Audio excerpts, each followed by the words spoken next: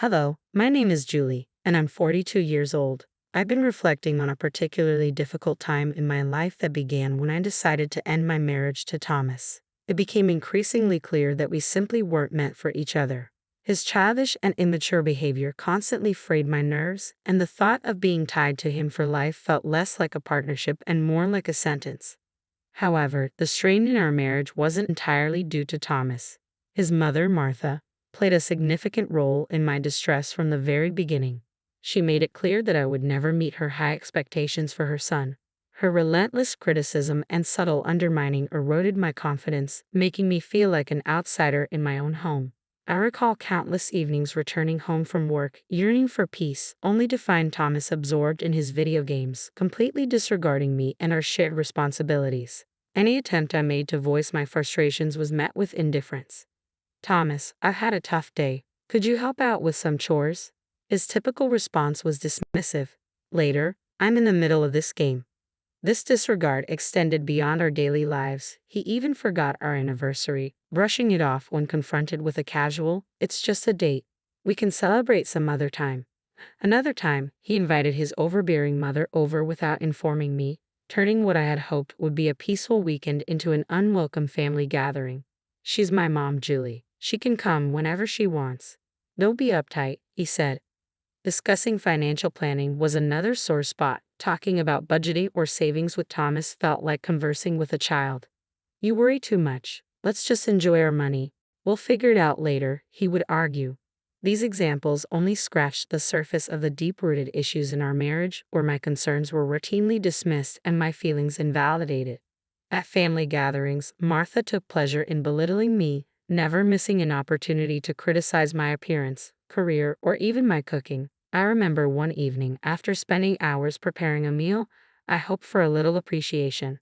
"Martha, I spent hours on this dinner. I hope you enjoy it." Her response was sharp and cutting. "Well, let's see if it's even edible. I can't trust your cooking." Another instance involved a new dress I was excited about. "Martha, I found this beautiful dress that I think would look great on me." Her reply was equally dismissive. "Oh, sweetie, that dress is far too revealing for someone your age. You don't want to embarrass yourself, do you?" And when I tried to assert my parenting style, she was just as dismissive.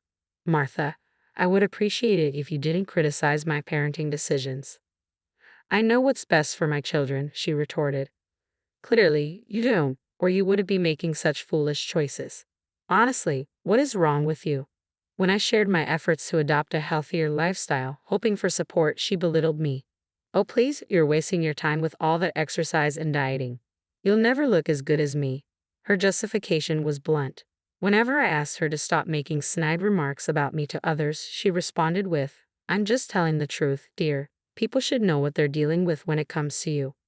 Martha's constant belittlement and disparaging comments became a relentless source of stress, undermining any positive aspects of my relationship with Thomas.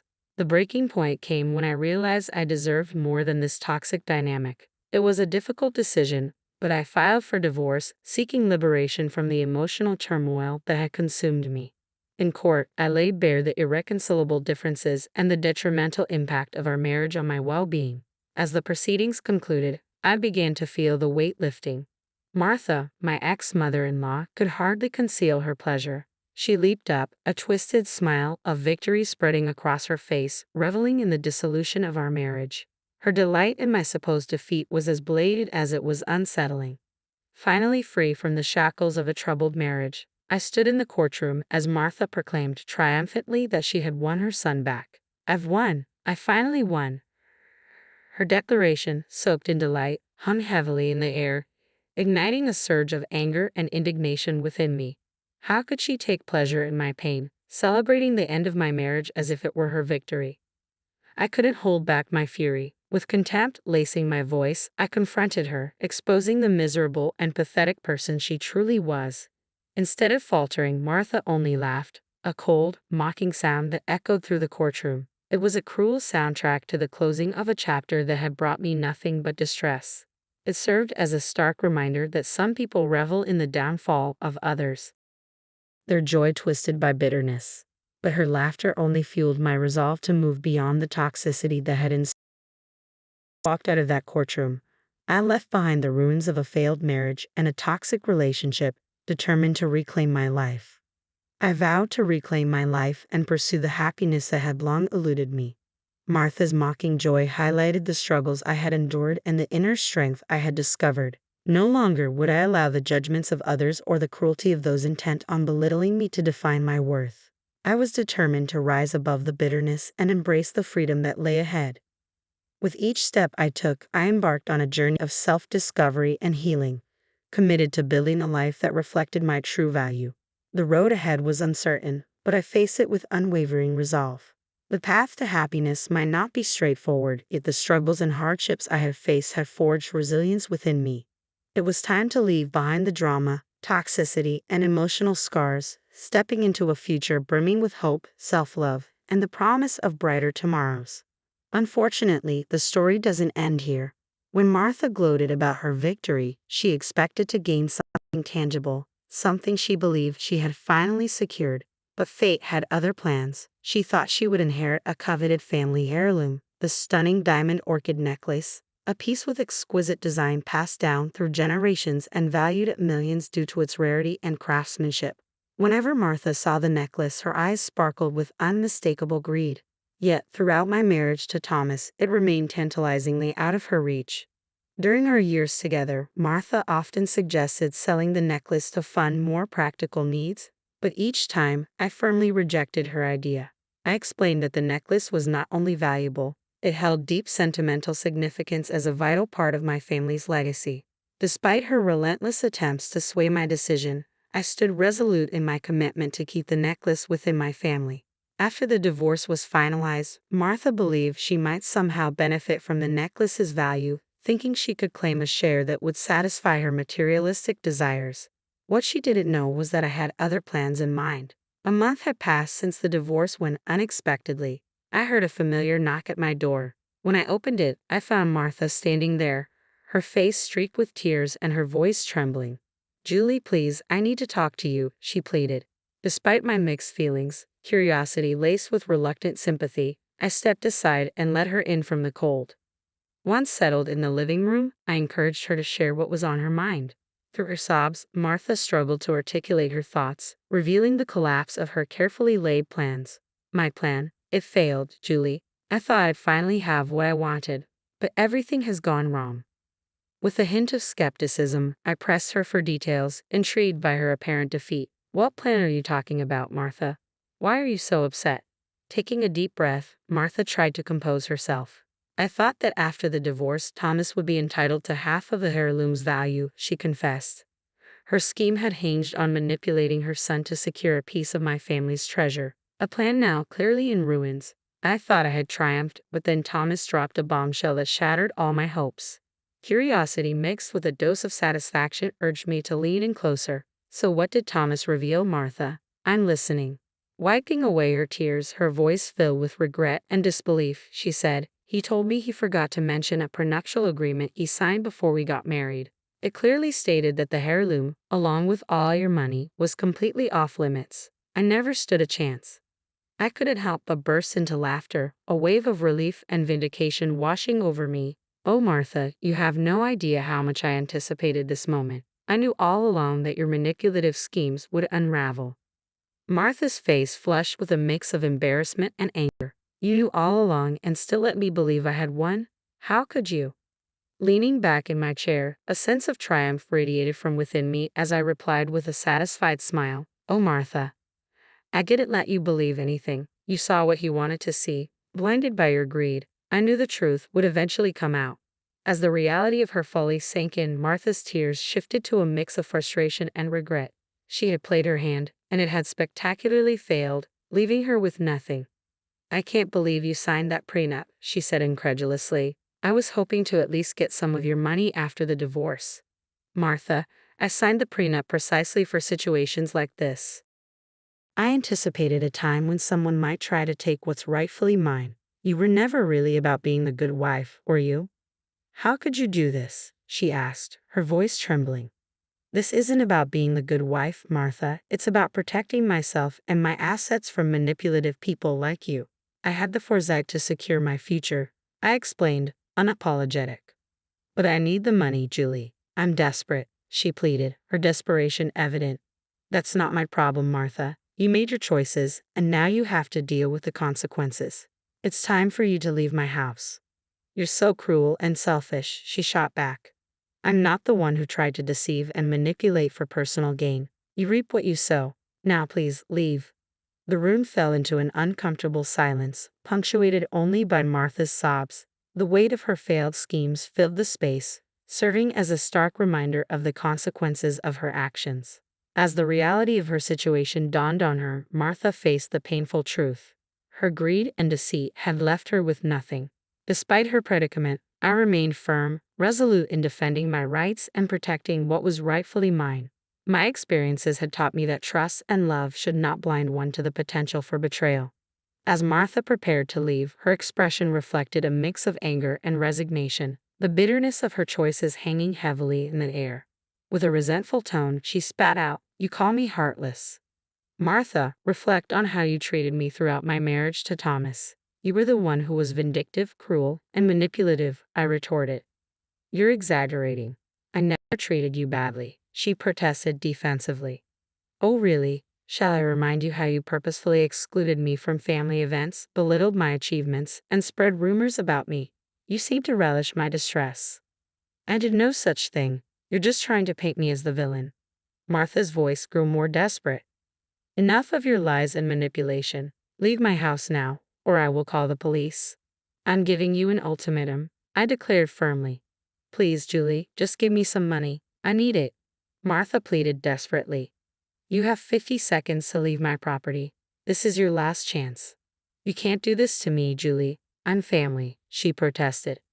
"Good riddance, Martha." As the seconds ticked away, her face twisted with anger, disbelief, and defeat. Realizing that her manipulative tactics had failed, she turned and walked toward the door. The tension in the air was palpable as she exited, leaving behind a trail of regrets and the consequences of her actions. A blend of relief and liberation washed over me as I stood tall, having cut ties with toxicity and reclaimed my independence. The next day, as if on cue, another figure from my past emerged, seeking reconciliation. "What do you want, Thomas?" I asked warily. "Julie, I need your help. I'm in a tough spot right now, and I was hoping—" "Save it, Thomas. I don't want to hear your excuses. You dare to call instead of facing me like a man? How cowardly can you be? I thought it would be better this way." "Julie, please, just hear me out." "All right, Thomas. I'm listening," I said, bracing myself for what was to come. "Why don't you start by explaining how you constantly belittled my ambitions, mocked my dreams, and made me feel like I was never good enough? Do you even remember any of that?" "I don't know what you're talking about, Julie. Sure, we had our disagreements." "Disagreements?" I interrupted, my voice rising. "I call it emotional abuse. You tried to undermine me at every opportunity, hoping to break my spirit. Well, guess what? I'm done with it. I deserve better." "Julie, please, I'm sorry for everything. I'm in a tough spot right now, and I thought maybe—" "It's funny, Thomas." I cut him off. "You agreed to the prenup, yet here you are, begging and sniveling. Didn't you know what you were signing, or did you just assume you'd change my mind later?" "I didn't fully understand it back then. I just knew that I loved you," he stammered. "Cut the crap, Thomas. You always had an angle, and now you're out of options." "Julie, I don't know what to say." "Yeah, I figured as much. You've always been at a loss for words when it matters. Listen to me, Thomas. This is the last time I'll say this. If you try to contact me again, I will get a restraining order. Do you understand?" "But Julie?" "No, Thomas. It's over. Goodbye." With that, I hung up the phone and deleted his number, feeling the sense of finality wash over me. I was finally free from both him and Martha, and the relief was palpable as I reflected on the journey I had traveled since the end of my tumultuous marriage. A profound sense of contentment washed over me. I found myself in a much better place both mentally and emotionally, as if a heavy weight had been lifted from my shoulders, allowing me to breathe freely again. Life had taken some unexpected turns, but now I was relishing the joys it had to offer, fully embracing my newfound independence. I ventured back into the dating world, meeting new people, and experiencing the exhilarating excitement of romantic connections. Throughout it all, I learned to value my worth and refused to settle for anything less than the love and respect I deserved. Beyond the thrill of new relationships, I found solace and empowerment in sharing my story. The journey I endured during my marriage inspired me to write a memoir recounting the trials and tribulations of my past. It stands as a testament to the strength I discovered within myself. A story of overcoming adversity and finding empowerment in the aftermath of a challenging life chapter. I unearthed a profound strength that serves as a beacon of hope, compelling me to share it with others who have walked similar rugged paths. My writing emphasizes the critical importance of self-love and the courage needed to escape damaging relationships.